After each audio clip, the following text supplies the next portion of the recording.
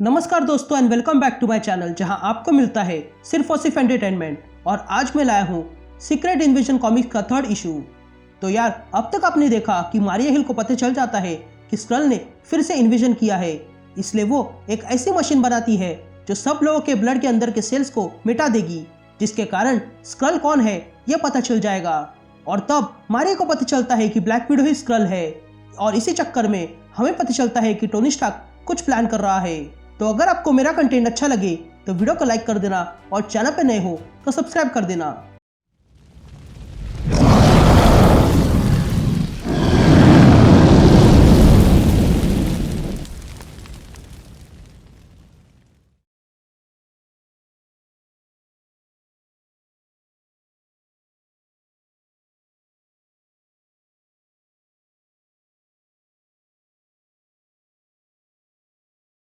तो कहानी की शुरुआत में हम मारिया हिल को देखते हैं जो हेली कैरियर में थी, और तब उसे टोनी कॉल करता है और कहता है, मारिया मेरी बात सुनो, मेरे पास तुम्हारे लिए कुछ है।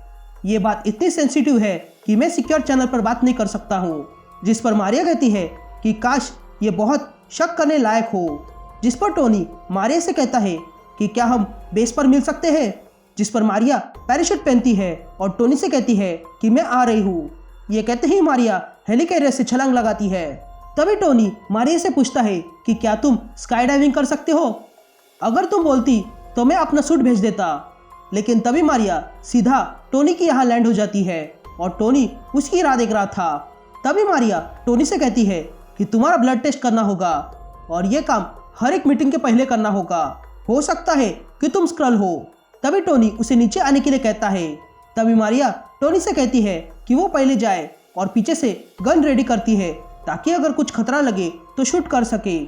तभी नीचे आते हुए टोनी मारिया से कहता है कि मुझे अपने शरीर के अंदर कुछ डालना होगा अगर ये टेस्ट ऐसे ही चलते रहे तो। तभी नीचे आते हुए टोनी एक इंजेक्शन से अपना खून निकाल लेता है और वो ब्लड मशीन में डाल देता है। तभी वो ब्लड मशीन से चेक करके बाहर आता है और अभी तक वो लाल ही था। तभी टोनी कहता है कि देखा, अब तो तुम भरोसा कर सकती हो। तभी मारिया टोनी से कहती है कि अब बताओ तुम क्या कहना चाहती थे। जिस पर टोनी कहता है कि मैं एक कन्फेशन करना चाहता हूँ। तभी वहाँ बहुत सारे आयरन मैन के सूट्स आ जाते हैं और वे लोग अपना हेलमेट उतारते हैं, और तब मारिया देखती है कि उन सूट्स के पीछे टोनी ही था। और तब टोनी मारिया से कहता है कि ये सब मैं ही हूँ। तभी मारिया ये सब देखती है और तुरंत वहाँ से भागने लगती है। तभी टोनी मारिया को रोकने लगता है, लेकिन मारिया वहाँ से भागने लगती है। तभी टोनी मारिया से कहता है कि मेरी बात सुनो, मैं तुम्हें समझा सकता हूँ। लेकिन तभी मारिया कहीं गायब हो जाती है और अचानक से टोनी के पीछे आ जाती है और टोनी पर गन रखती है। तभी मारिया टोनी से कहती है कि अब बात समझाओ। तभी टोनी मारिया से कहता है कि मैं ये तुम्हें पहले समझाना चाहता था। जिस पर मारिया कहती है कि ये खेल तुम कब से खेल रहे हो? जिस पर टोनी मारिया से कहता है कि ये सब कुछ महीनों पहले शुरू हुआ था, जब मुझे डोरिन ग्रीन और उसके दोस्त मिले थे और उनके साथ एक स्क्रल थी। तभी हम टोनी को देखते हैं जो एक स्क्रल से मिलता है और कहता है कि मैं कई बार इन स्क्रल के खिलाफ लड़ चुका हूँ और मैं अच्छे से जान चुका हूँ कि कभी तुम पर भरोसा नहीं करना चाहिए। तभी हम आयरन मैन को देखते हैं जो हल्क और स्पाइडरमैन से लड़ रहा था। तभी हमें टोनी की आवाज़ सुनाई देती है जो कहता है कि स्क्रल पे कभी भरोसा नहीं करना चाहिए क्योंकि मैं इन स्क्रल से लड़ चुका हूँ। तभी हमें पता चलता है कि जिनसे आयरन मैन लड़ रहा था वो स्क्रल्स थे।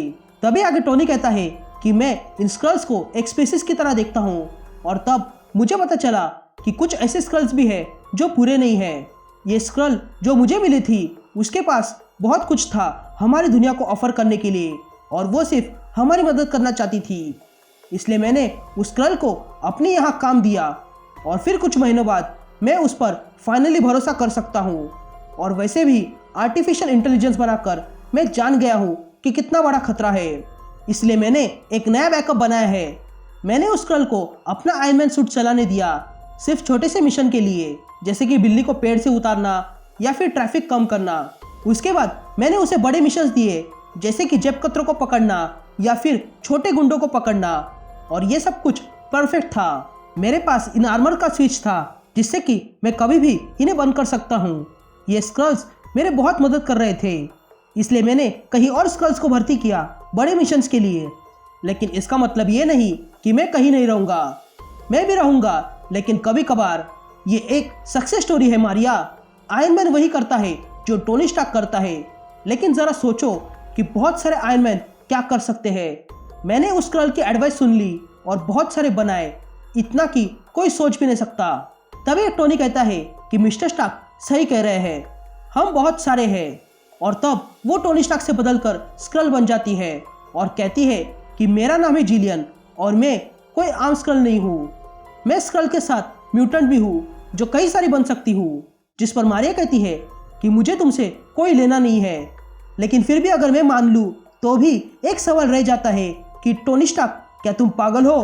तुम स्क्रल्स को अर्थ पर चला रहे हो और उन्हें बहुत सेंसिटिव इंफॉर्मेशन दे रहे हो।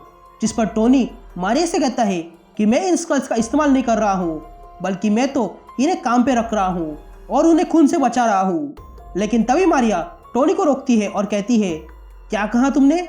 तुमने इन्हें हमारे किए गए टेस्ट से बचाना सिखाया?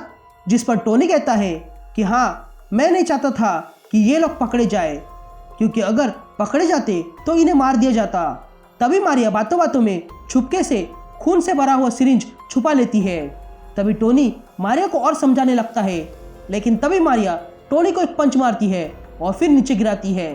तभी वे सारे स्कल्स टोनी की मदद करने के लिए आगे आते हैं, लेकिन तभी मारिया उन सारे स्कल्स से कहती है कि जहाँ हो वहीं खड़े रहो, और अगर तुम हिले तो मैं टोनी को मार डालूंगी, क्योंकि कवच के बाहर टोनी सिर्फ एक इंसान है। ये कहते ही मारिया वो छुपाया हुआ सिरिंज निकालती है और उससे वो फिर से टोनी का खून लेती है और मशीन में डालती है और देखती है कि बाहर आने के बाद भी खून लाल ही था। ये देखकर मारिया समझ जाती है कि ये वाकई में टोनी है, इसलिए वो टोनी को खड़ा करती है।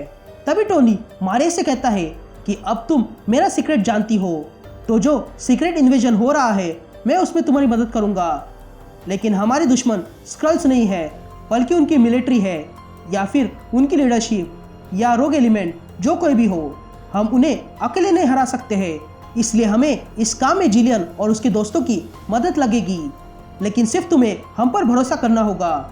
लेकिन तभी मारिया शांत हो जाती है और सोचने लगती है और कहती है, नहीं। ये कहते ही मारिया उन सारे स्क्रल्स पर गोलियां फायर करती है और यहीं पर यह कहानी कंटिन्यू हो जाती है।